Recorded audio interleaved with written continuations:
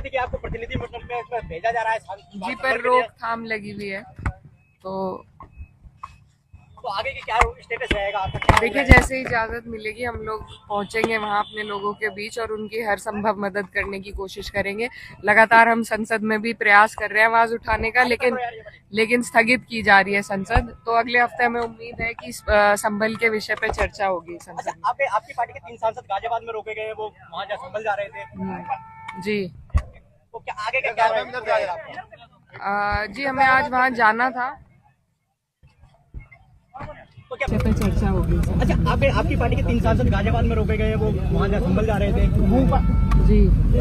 तो क्या आगे का क्या रहेगा आपका? जी, हमें जाना था। तो क्या प्रयास करेंगे आप वहाँ जाने का? आपको फोर्स रोके रही है यहाँ पे? जी, प्रयास तो रहेगा। देखिए, क्योंकि हमारे लोग हैं, परेशान हैं, उनके बीच में जाना फर्ज है हमारा, तो जैसा भी होगा जाने की कोशिश करेंगे। प्रशासन ने 10 तारीख तक रोक लगाई गई है वहाँ पे।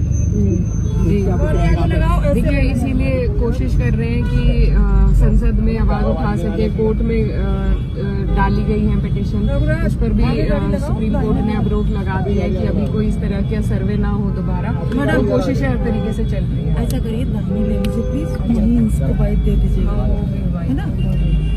हमारा रूट भी यही लगता है मैडम, घर जाने का भी। फिर आप उधर से चली जाइएगा प्लीज।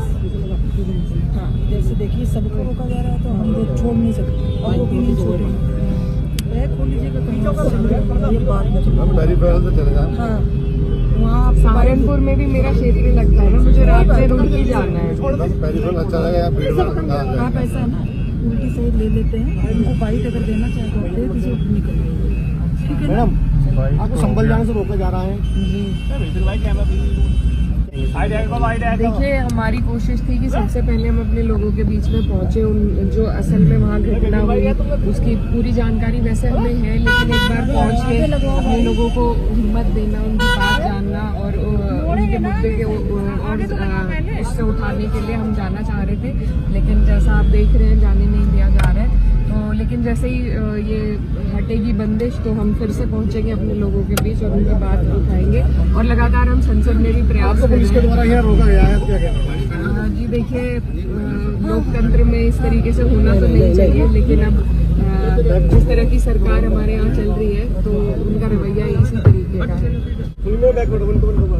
जल्दी रुको बैठे पूछो। उसी के लिए जानकारी लेने के लिए जा रहे थे।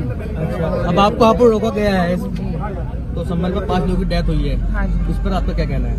देखिए, सरासर जिस तरीके से गोली मारकर हत्या कर दी गई, निर्दोष लोगों का, उनका कोई दोष नहीं था।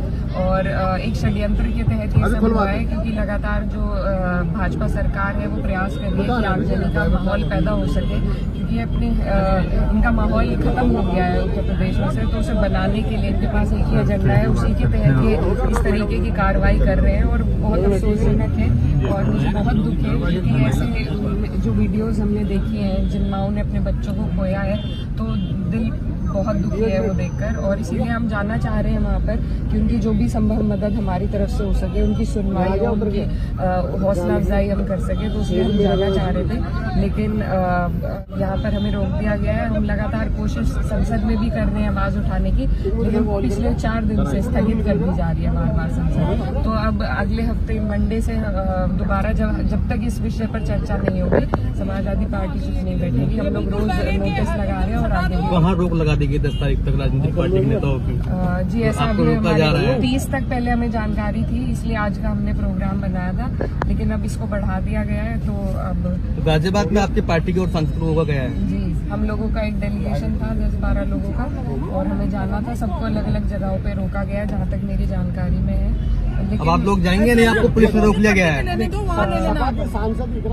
आपको रोक लिया गया है यहाँ पे पुलिस ने? कोशिश तो कर रहे हैं, बात करके देखिए। आपको संभल जाने से रोका गया, क्या कहना है? देखिए, रोकना तो नहीं चाहिए, क्योंकि घटना होने के बाद सभी लोगों का हक है, अधिकार है कि वहाँ तक जाकर हम लोगों का हालचाल जाने। और